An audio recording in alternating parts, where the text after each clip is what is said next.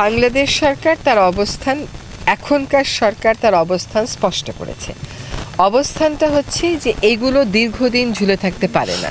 53 বৎসরে আমরা কেবলমাত্র একটা নদীর চুক্তি করেছি, যেটা আমাদের কিছুটা স্বার্থ রক্ষা করেছে। আরেকটা হচ্ছে ফেনী নদী, সেখানে আমাদের প্রতিবেশী দেশের স্বার্থ রক্ষিত হয়েছে। বাংলাদেশকে তার জনগণের অধিকারের কথা বলতে হবে। আন্তর্জাতিক নদীর উপর বাংলাদেশের যে অধিকার, সে কথাগুলো বলতে হবে। সেটা তার প্রতিবেশী দেশ ভারতের সাথে বলবে, উজানের অন্যান্য দেশের সাথে বলবে। আমরা কিন্তু ভাটির দেশ, যদি চীন বলেন তাহলেও আমরা ভাটি, যদি নেপাল বলেন তাহলেও আমরা ভাটি, যদি সকলের সাথেই আমাদের কথা বলতে হবে। আমরা আন্তর্জাতিক আইন মেনে সমাধানের চেষ্টা করব, কিন্তু যে আন্তর্জাতিক আইন আমরা মানার কথা বলি, সেই আন্তর্জাতিক আইন আমাদের সরকারই এখনও অনুস্বাক্ষর করেনি। কাজে আমাদের প্রথম কাজ হবে অনুস্বাক্ষরের ব্যাপারে একটা সিদ্ধান্ত নেওয়া।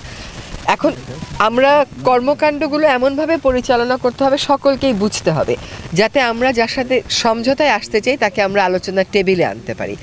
মানুষের অনেক ক্ষোভ আছে, অনেক রাগ আছে, মানুষ মানুষের জায়গা থেকে সেই ক্ষোভ আর রাগের কথা বলবে।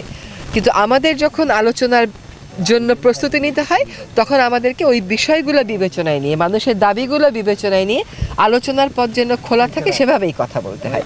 তো আমরা অবশ্যই ভারতের সাথে, যেমন আমরা ফেনীতে এবং নোয়াখালীতে বলে এসেছি যে ক্ষতি কতটুকুন হয়েছে, এটা সম্পূর্ণ জানার পরে আমরা বলতে পারি যে আমাদের এই রকম ক্ষতি হয়ে গেছে আগাম সতর্কতা না দেওয়ার কারণে।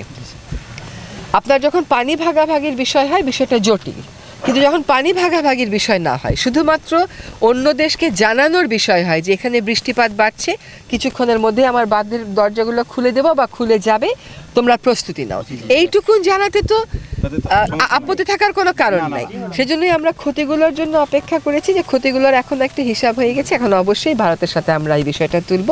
আর আপনি যে কথাটা বলেছেন সেটা হচ্ছে যে বাঁধের পাল্টা বাঁধ, এটা হচ্ছে মানুষের মনের ক্ষোভের কথা। সবসময় বাঁধের পাল্টা বাঁধ তো প্রযুক্তিগতভাবেও ঠিক হবে না।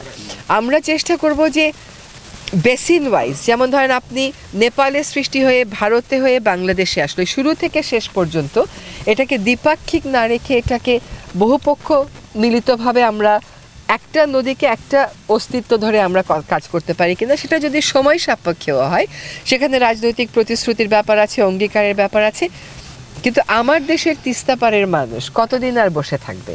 আমরা তো অনেক দিন হয়ে গেল আমরা পেলাম না কোনো চুক্তি। সেটার ব্যাপারে আমরা অবশ্যই তিস্তা পারের মানুষের কথা শুনি, গোমতী পারের মানুষের কথা শুনি, মহুরী পারের মানুষের কথা শুনি, ফেনী নদীর পাশের মানুষের কথা শুনে আলোচনা করব।